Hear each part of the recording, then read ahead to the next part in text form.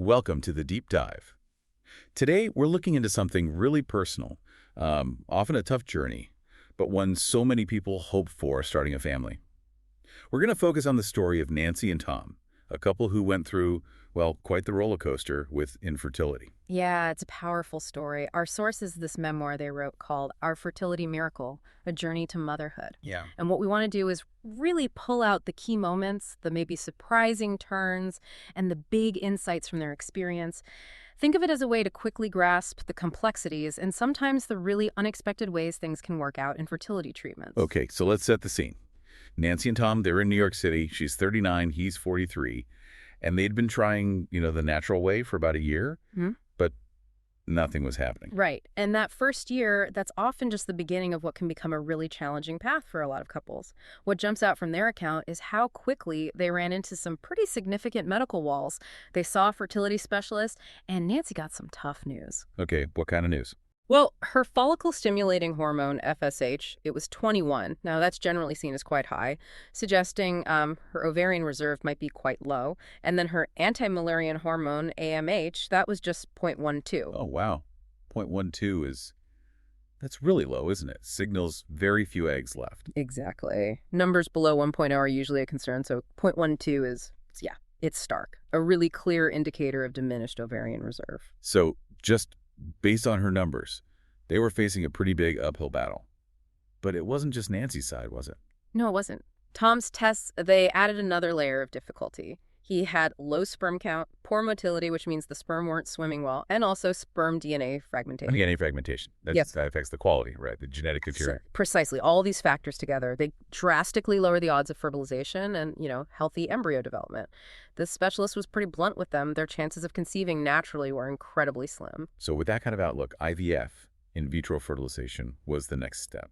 It was. They went through 3 rounds, 3 grueling rounds, as Nancy describes it. You really get a sense from the book of just how much it takes out of you, physically, emotionally. Oh, I can only imagine the constant injections, the clinic visits, the waiting. It sounds absolutely exhausting. It really does. A test of endurance, for sure. Yeah.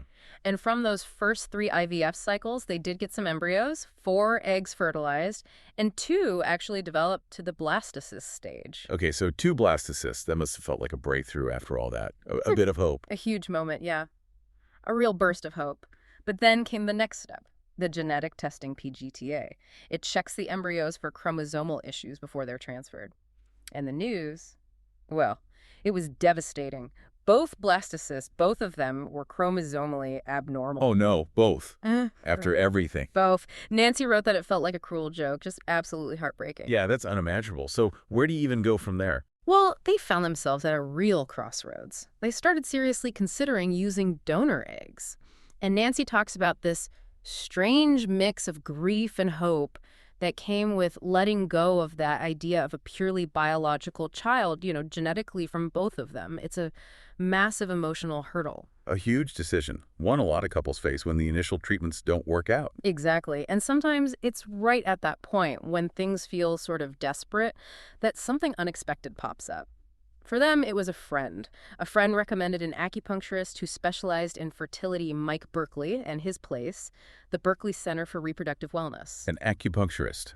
Interesting. Not the typical next step you might think of after failed IVF. Right.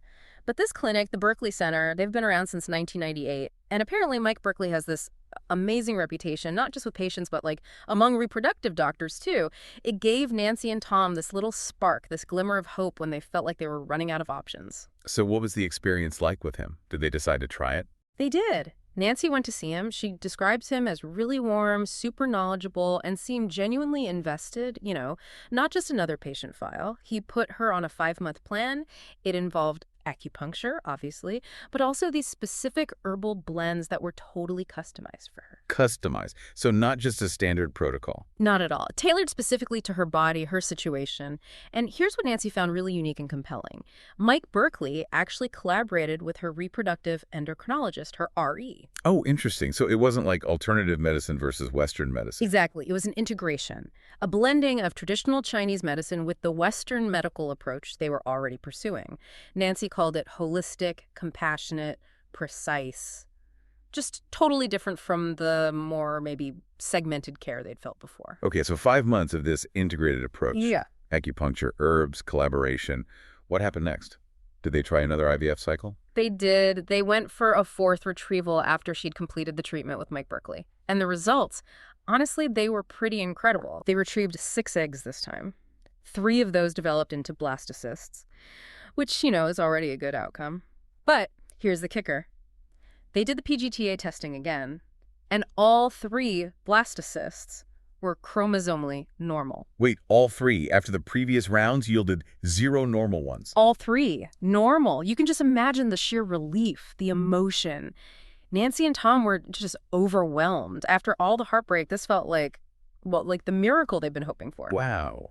That is genuinely astonishing. What a turnaround. It really is. It just shows how sometimes sticking with it, but also being open to different kinds of help can lead to these kinds of breakthroughs. And the story has a very happy next chapter. They transferred one of those healthy blastocysts. And Nancy is currently 37 weeks pregnant. She talks about feeling the baby kick, this constant, amazing reminder of the journey and, well, the miracle inside her. Oh, that's fantastic news. Absolutely wonderful. It gets even better in a way. They still have the other 2 healthy blastocysts frozen.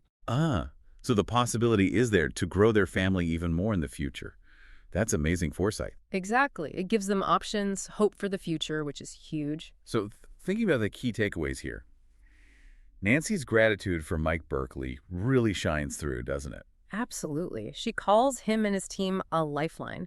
She emphasizes his incredible knowledge, not just of acupuncture, but of the Western reproductive medicine side, too. And his kindness, his understanding, it made a massive difference. It really speaks to the importance of finding the right practitioner, someone who looks at the whole picture, maybe. Definitely. And someone who bridges those different approaches. Nancy actually urges anyone listening who might be struggling with infertility to consider reaching out to him. His clinic is the Berkeley Center for Reproductive Wellness in New York City. But apparently, he also does phone consultations nationwide, where he can guide local acupuncturists. Good to know. So help might be accessible even if you're not in New York. What's the number? Do we have it? Yep, it's 212-685-0985. Again, that's 212-685-0985. Nancy really feels like the center is this kind of hidden gem. Yeah, it really reinforces that idea she mentioned, that sometimes the right help comes from the most unexpected places. What an incredible story.